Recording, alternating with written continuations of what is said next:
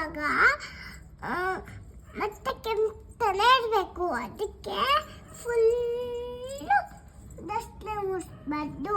ಆಮೇಲೆ ಮತ್ತೆ ಮುಟ್ಟಿನ ಇದ್ರಲ್ಲಿ ಒರೆಸ್ಕೋಬೇಕು. ನೀರು ಇರೋದೇ ಇಲ್ಲ. ಹೌದಲ್ವಾ? ಬೇರೆ ಬೇರೆ ದಿವಸ ಒಂದೊಂದ್ಸಲಿ ಬರುತ್ತೆ.